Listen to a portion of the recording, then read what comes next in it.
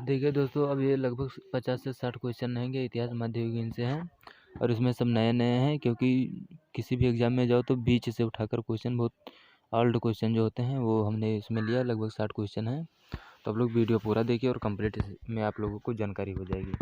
ये previous year से और मॉडल पेपर से हमने क्वेश्चन उठाया है, केवल इतिहास से हैं। और आप लोगों को कोई सब्जेक्ट का चाहिए तो हमारे पास है, कमेंट कीजिए, उसका भी मैथ का रीजनिंग कोई भी हो हम उसका दे देंगे। तो चलिए पहले क्वेश्चन से शुरू करते हैं। पानीपत का द्वितीय युद्ध किसके मध्य हुआ था? अकबर और हेमू। निम्न में से किस मुगल शासक के शासनकाल में मेवाड़ को मुगल साम्राज्य में मिला लिया था? जहांगीर। मुगल प्रशासन में बख्शी होता था चेतन भुगतानकर्ता एवं गुप्त विभाग का प्रभारी। ये भी होगा। चिश्ती संप्रदाय का प्रवर्तक कौन था? अब्दुल कादिर जिलानी, मदरुद्दीन, मोइनुद्दीन चिश्ती, ख्वाजा बाकी बिल्लाह। तो इसमें थे बी, नहीं सी, मोइनुद्दीन चिश्ती। द्वैतवाद नामक दर्शन का प्रतिपादन किसने किया था? रामानुजाचार्य, निम्बकाचार्य, माध्वाचार्य, ज्ञानदेव। तो इसमें आंसर सी होगा, माध्वाचार्य। रैदास, सेना और कबीर किसके अनुयायी थे? नामदेव, रामानुज, वल्लभाचार्य, रामानंद। निम्न में से किस शासक ने सिकंदरी प्रयोग किया था?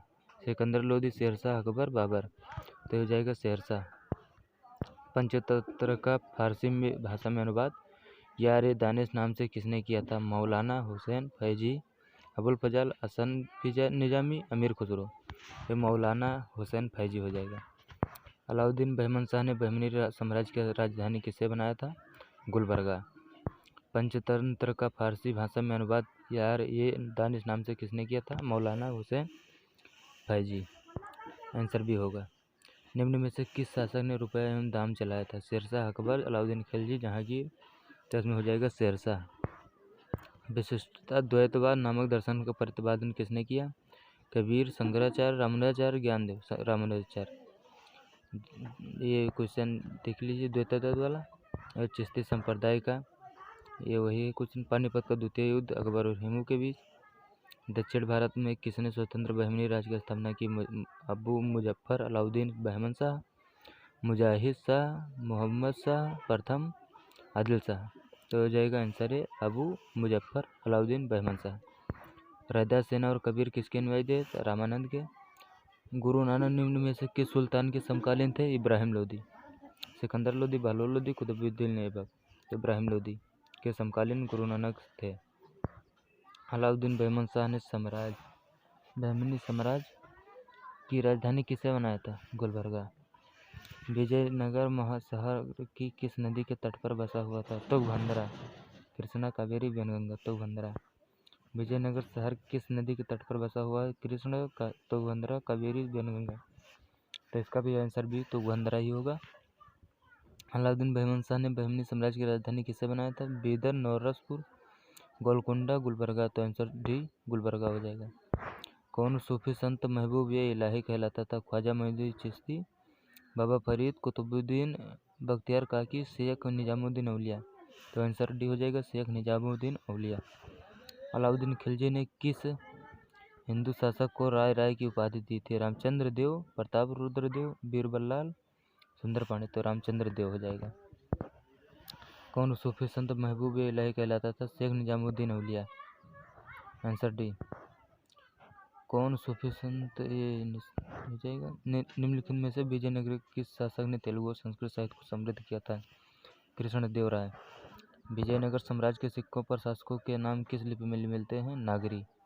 द्रविड़, कन्नड़, कन्नड़ एवं नागरी। तो इसमें नागरी देवनागरी हो जाएगा, नागरी ही लिखा हुआ है। अलाउद्दीन खिलजी ने किस हिंदू शासक को राय की उपाधि दी थी? रामचंद्र देव, प्रताप रुद्र देव, बीरबल, सुंदर पांडे। तो हो जाएगा रामचंद्र देव। किस वंश के शासकों ने सबसे अधिक समय तक शासन किया था? तुगलक वंश, खिलजी वंश, गुलाम वंश, लोधी वंश। तो हो जाएगा तुगलक वंश। विजयनगर साम्राज्य के सिक्कों पर शासकों के नाम किस लिपि में मिलते हैं? द्रविड़, कन्नड़, नागरी, कन्नड़ एवं नागरी। हो जाएगा नागरी।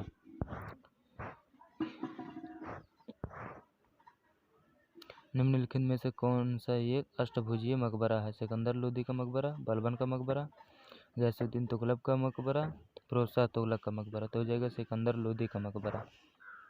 लगभग ये क्वेश्चन में 5 से 6 सेकंड लगते हैं मात्र। निम्न में से किस सुल्तान ने डाक व्यवस्था शुरू की थी? गैसुद्दीन तुगलक, मोहम्मद बिन तुगलक, अलाउद्दीन खिलजी फिरोज शाह तुगलक, तो हो जाएगा गयासुद्दीन तुगलक। सल्तनत काल में सर्ब क्या था? आयकर, बिक्री कर, आयात कर, सिंचाई कर, तो हो जाएगा सिंचाई कर। निम्न में से किसके शासन काल में तैमूर लंग ने कश्मीर पर आक्रमण किया था? मालिक अहमद, कलीमुल्ला, सिकंदर, कनिष्क, तो हो जाएगा बी सिकंदर। किसके सिक्कों पर बगदाद के खलीफा का नाम सर्वप्रथम अंकित हुआ? इल्तुतमिश, सलाउद्दीन खिलजी, अलाउद्दीन बलसूर, कुतुबुद्दीन ऐबक, तो हो जाएगा आंसर भी इल्तुतमिश। बीजापुर में गोल गुंबद किसने बनवाई? महमूद गवा, यूसुफ आदिल शाह, इस्माइल आदिल शाह, मोहम्मद आदिल शाह। मोहम्मद, आंसर डी मोहम्मद आदिल शाह हो जाएगा। निम्नलिखित में से दिल्ली का कौन पहला सुल्तान था जिसने होली के उत्सव में भाग लिया? मोहम्मद बिन तुगलक, फिरोज शाह तुगलक, तो हो जाएगा आंसर सी मोहम्मद बिन तुगलक। निम्नलिखित में से कौन सा एक अष्टभुजीय मकबरा है? सिकंदर लोदी का मकबरा। भारत पर अरब आक्रमण की जानकारी किस पुस्तक से प्राप्त होती है? चचनामा, रिहल्ला, तारीख फिरोज शाह, फतुहलाती नैसामी, तो चचनामा हो जाएगा। जिस समय महमूद गजनवी ने पेशावर पर आक्रमण किया था उस समय पेशावर किसके अधीन था? जयपाल, विजयपाल, आनंदपाल, आनंददेव, तो हो जाएगा आंसर भी आनंदपाल। अमीर खुसरो निम्नलिखित में से किसके शासनकाल से संबंधित थे? अलाउद्दीन खिलजी, मोहम्मद बिन तुगलक, इब्राहिम लोदी, फिरोज शाह तुगलक, तो हो जाएगा आंसर ए अलाउद्दीन खिलजी।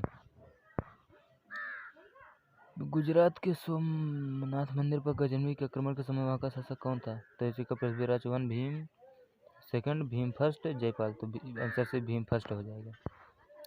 गुप्त काल के किस अभिलेख में सती प्रथा का उल्लेख मिलता है? जूनागढ़, हाथी गुम्फा, मंदसौर, रण, तो आंसर डी रण अभिलेख।